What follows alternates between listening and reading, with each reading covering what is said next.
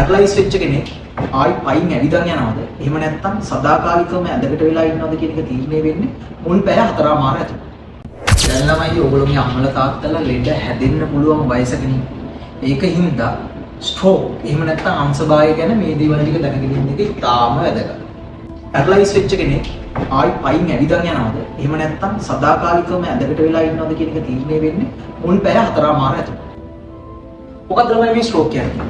Stroke එකකදී වෙන්නේ brain එකේ කොටසකට තියෙන බ්ලඩ් සප්ලයි එක නැති වෙලා බ්‍රේන් එකේ ඒ කොටසේ තියෙන බ්‍රේන් සෙල්ස් ටික මැරලා යනවා. එතකොට බ්‍රේන් එකේ කොටසින් කරපු වැඩේ කරගන්න බැරි වෙලා යනවා. උදාහරණයක් විදිහට අපේ මේ දකුණු අත කන්ට්‍රෝල් කරන්නේ අපේ බ්‍රේන් එකේ වම් පැත්තේ තියෙන මොටර් කෝටෙක්ස් එක. හිතන්න නිකන් හරි මේ මොටර් කෝටෙක්ස් එකේ තියෙන බ්‍රේන් සෙල්ස් ටික මැරලා ගියොත් ඔයාගේ දකුණු අත එතනින් හැට වැඩ කරන්නේ නැති වෙලා යනවා. කොහොමද මේ ස්ට්‍රෝක් එකක් අඳුරගන්නේ? ඒකට ඕගොල්ලෝ ළමයි මේ ෆාස්ට් කියන එක දැනගෙන ඉන්න ඕනේ. F කියන්නේ facial weakness. ගොඩක් වෙලාවට ළමයි මුහුණේ පැත්තක තියෙන මාංශ පේශීන් පණ නැති වෙලා යනවා. muscles weak වෙලා යනවා. ඒකද ගොඩක් වෙලාවට වෙන්නේ මේ කට පැත්තකට යනවා වගේ දෙයක් වෙන්න පුළුවන්. ඊළඟට arm weakness. මේකද ගොඩක් වෙලාවට patient එන්නේ ළමයි එක පැත්තක අතයි කකුලයි පණ නැති වෙලා. ඊළඟට speech problems. සමහර වෙලාවට ළමයි මේ කතා කරනකොට වචන පැටලෙන ගතියක් එනවා ස්ට්‍රෝක් එකක් ආපු patient ට. ඊළඟ මේ වැදගත්ම දේ තමයි ළමයි මේ ටයිම් කියන්නේ. අපේ patient ලා කරන ලොකුම වැරද්ද තමයි ළමයි මේ පැරලයිස් වුණා. තව චුට්ටකින් හරියයි. තව ටිකක් ඉඳලා බලමු කියලා ගෙදරට වෙලා ඉන්නේ. එතකොට මේ ස්ට්‍රෝක් එකක් එන්න හේතු දෙකක් තියෙනවා.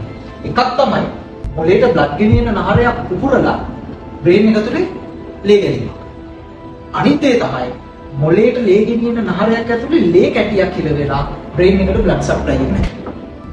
85%ක්ම වෙන්නේ මේ මොළයට ගෙනියන නහරයක් ඇතුලේ ලේ කැටියක් කියලා වෙලා මොළයට බ්ලඩ් සප්ලයි එක නැති වෙලා. මේ බ්‍රේන් එකේ බ්ලඩ් ගෙනියන නහරයක ලේ කැටියක් කියලා වෙලා ස්ට්‍රෝක් එකක් ආවොත් පැය 4:00ක් ඇතුළත ඕගොල්ලෝ හරි හොස්පිටල් එකට ආවොත් අපිට පුළුවන් මේ ලේ කැටිය දියවෙන්න හිතන්න. අපි ඕන තරම් දැකලා තියෙනවා ළමයි මේ ලේ කැටිය දියවෙන්න දීලා මේ ස්ට්‍රෝක් එකකින් වෙච්ච පැරලයිස් එක සම්පූර්ණයෙන් හොඳ වෙලා ගෙදර ගිය මිනිස්සු.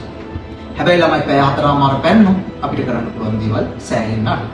දැන් මම උතන්දි කිව්ව ළමයි හරි හොස්පිටල් එක කියලා. හරි හොස්පිටල් එක කියන්නේ මොකක්ද?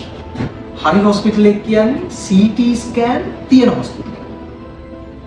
දැන් ස්ට්‍රෝක් එකක් ආවොත් අපිට අනිවාර්යෙන් මේ ලේ කැටිය දියවෙන බෙහෙත දෙන්න කලින් ෂුවර් එකටම දැනගන්න ඕන ළමයි මේ මොළේ ඇතුලේ ලේ ගැලීමක් නෑ නේද කියලා. ඒකට ළමයි මොළේ CT පරීක්ෂණයක් කරන්න ඕන. දැන් නිකන් හරි ඕගොල්ලෝ CT ස්කෑන් නැති හොස්පිටල් එකකට ගියා කියලා හිතන්න. එතකොට මොකද වෙන්නේ? එතකොට ඕගොල්ලෝ ආයි මාරු කරලා යවන්න වෙනවා CT ස්කෑන් තියෙන හොස්පිටල් එකට.